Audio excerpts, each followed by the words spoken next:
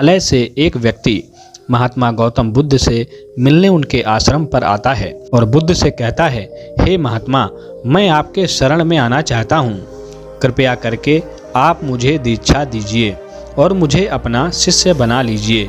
इस पर बुद्ध उस व्यक्ति की आंखों की तरफ देखकर कहते हैं, अगर तुम मेरे साथ रहकर शिक्षा प्राप्त करना चाहते हो और हमेशा के लिए मेरा शिष्य बनना चाहते हो तो उससे पहले तुम्हें एक काम करना होगा।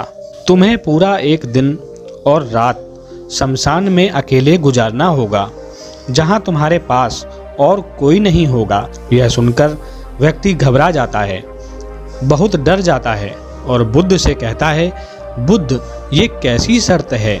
दिन में तो ठीक है, लेकिन रात में शमशान में कैसे रह सकता हूँ? मैंने सुना है रात में शमशान में भूत प्रेत और आत्माएं घूमने लगती हैं। इस पर महात्मा बुद्ध ने उस व्यक्ति से पूछा कि क्या तुमने कभी अपनी आंखों से भूत प्रेत या आत्माओं को देखा है? व्यक्ति ने कहा, मैंने अपनी आंखों से तो नहीं देखा, लेकिन मैंने लोगों के मुंह से भूत प्रेत और आत्माओं के होने की कहानियां जरूर सुनी हैं। बुद्ध ने कहा कि फिर तो ये तुम्हारे लिए एक अच्छा अवसर है। आज तुम जान जाओगे कि भूत प्रेत या आत्माएं होती हैं या नहीं। व्यक्ति ने कुछ देर तक सोचने के बाद कहा, ठीक है बुद्ध, अगर आपकी यही शर्त है तो एक पूरा दिन और पूरी रात मैं शमशान में बिताने के लिए तैयार हूँ। अगले दिन प्रातः वह व्यक्ति शमशान के लिए गुरु बुद्ध से आज्ञा लेकर निकल पड़ा। उस व्यक्ति के वहां से निकलते ही बुद्ध ने अपने पुराने 2 शिष्यों से कहा कि तुम दोनों उसके पीछे जाओ और उसका ध्यान रखना, किंतु यह ध्यान रहे कि उस व्यक्ति को यह बात पता नहीं चलनी चाहिए कि तुम दोनों उसके आसपास हो। इतना सुनकर वो दोनों शिष्य उस व्यक्ति के पीछे शमशान की तरफ चल पड़ते हैं। एक पूरा दिन और रात शमशान में गुजारने के बाद अगली सुबह वह व्यक्ति वापस बुद्ध के आश्रम में आया। बुद्ध ने उससे पूछा, बताओ तुमने क्या देखा वहाँ? व्यक्ति ने कहा, बुद्ध, मेरे शमशान में पहुँचने के कुछ देर बाद मैंने देखा कि वहाँ एक बूढ़े व्यक्ति की अर्थी आई, जिसको उसके चारों बेटों ने कंधा दे रखा था। अर्थी के पीछे बहुत भीड़ चल रही थी। उसके चारों लड़के बहुत दुखी दिखाई पड़ रहे थे। वहीं अर्थी के पीछे चल रहे कुछ लोग आपस में बात कर रहे थे कि अच्छा इंसान था बेचारा, लेकिन अब नहीं रहा। वहीं कुछ लोग यह भी कह रहे थे, अच्छा हुआ बेचारा बूढ़ा बिना दर्द तकलीफ के इस दुनिया से चला गया। इसी तरह और भी लोग उसके बारे में तरह तरह की बातें कर रहे थे। फिर उस बूढ़े को चिता पर लिटाया गया। उसके बड़े बेटे ने उस चिता को अग्नि दी और सभी लोग वहां पास एक नदी में जाकर स्नान किए और वहां से सभी चले गए। उसके बाद मैं काफ़ी देर तक वहीं बैठकर उस जलती हुई चिता को देखता रहा। फिर थोड़ी देर बाद दोपहर में वहां एक और अर्थी आई, जो कि एक जवान औरत की थी। उस औरत का पति रोते हुए अर्थी के सबसे आगे चल रहा था और अर्थी के पीछे वाले कुछ लोग कह रहे थे, बहुत गलत हुआ, कम उम्र में ही अपनी पत्नी को खो दिया बेचारे ने, अभी तो बेचारे की पूरी जिंदगी पड़ी है। इसके अलावा कुछ महान ज्ञानी व्यक्ति लोग भी वहां उपस्थित थे, जो उस मृत स्त्री के पति को समझा रहे थे कि रो मत, आज नहीं तो कल उसे यहाँ आना ही था, कोई मृत्यु से बच नहीं सकता।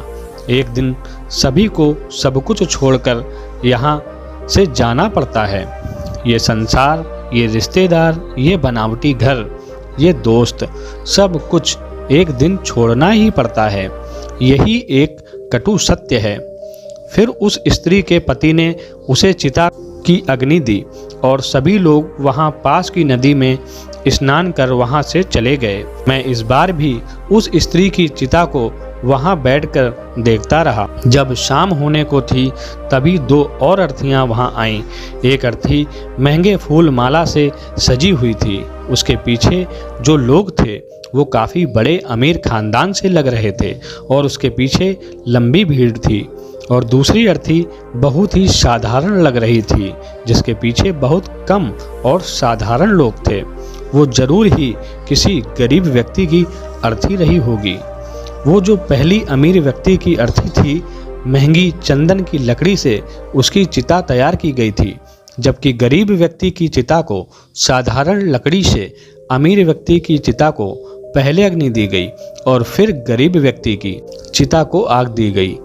इतने में ही बुद्ध ने उस व्यक्ति से पूछा, क्या तुम्हें उन दोनों चिताओं में कोई अंतर दिखा? उस व्यक्ति ने कहा, नहीं, मुझे तो कोई अंतर नहीं दिखा। दोनों के शरीर चिता में एक समान ही जल रहे थे और अंत में राख हो गए। उसके बाद वहां रात हो गई, फिर कोई नहीं आया। बुद्ध ने फिर पूछा, क्या तुम्हें रात कोई भूत प्रेत या आत्माएं दिखीं? उस व्यक्ति ने कहा, नहीं, मुझे वहां कुछ भी नहीं दिखा, लेकिन मैं वहां पूरी रात खुद से ही डरता रहा, कहीं हवा की सरसराहट से तो कभी जानवरों की आवाज़ से। और फिर सुबह हो गई, मैं आपके पास आ गया। बुद्ध ने कहा, तुमने अच्छा किया, लेकिन मैं तुम्हें अभी भी अपना शिष्य नहीं बना सकता, क्योंकि अभी तुम इसके लिए तैयार नहीं। तुम्हें एक बार पुनः शमशान में जाना होगा। उस व्यक्ति ने बुद्ध को मनाने की बहुत कोशिश की, लेकिन बुद्ध नहीं माने। तब उस व्यक्ति ने बुद्ध की बात मानते हुए दोबारा वहां जाने की बात को स्वीकार कर लिया, तो वह आज्ञा लेकर फिर शमशान की तरफ निकल पड़ा। इस बार फिर से बुद्ध ने उस व्यक्ति की सुरक्षा के लिए अपने 2 शिष्य उस व्यक्ति के पीछे भेज दिए। बुद्ध के निर्देशानुसार उस व्यक्ति ने फिर एक पूरा दिन और पूरी रात गुजारने के बाद बुद्ध के पास आया। बुद्ध ने इस बार फिर वही प्रश्न किया, बताओ क्या देखा तुमने वहां?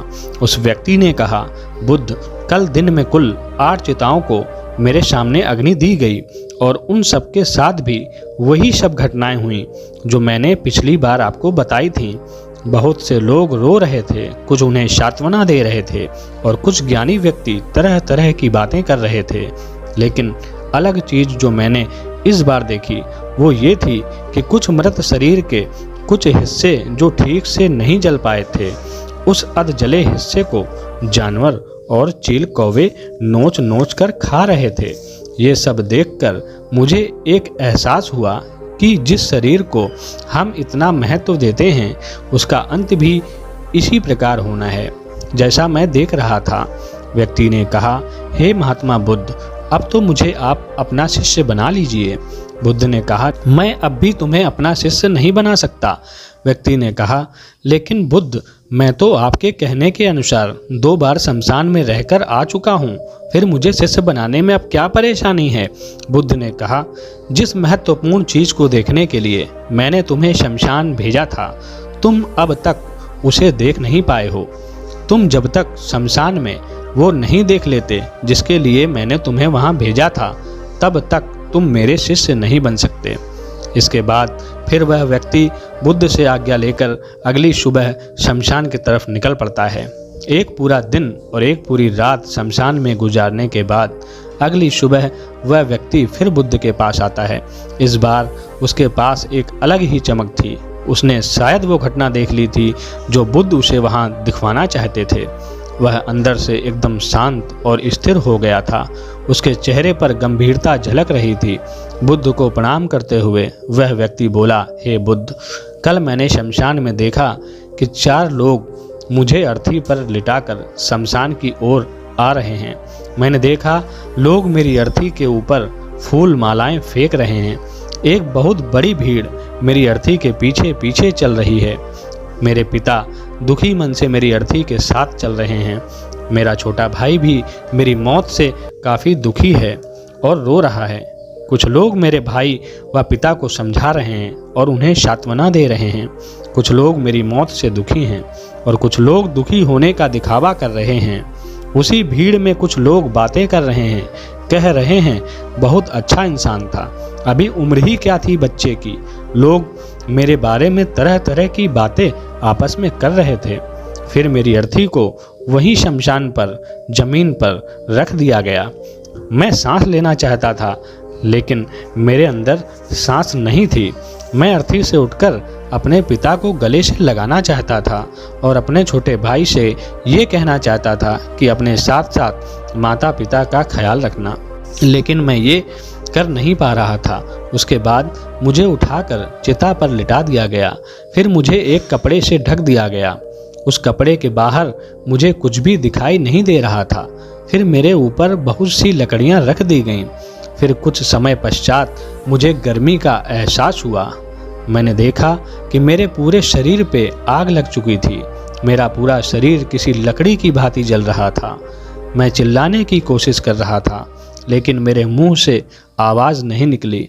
मैं उस अग्नि में पूरी तरह से खो गया था।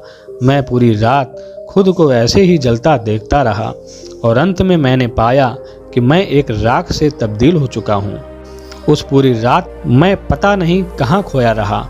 ना तो मैं डरा और ना ही मुझे किसी प्रकार के डर का एहसास हो रहा था। और सुबह होते ही मैं आपके पास आ गया बुद्ध। ये सब सुनने के बाद बुद्ध मुस्कुराए और बोले, अब तुम मेरे शिष्य अवश्य बन सकते हो।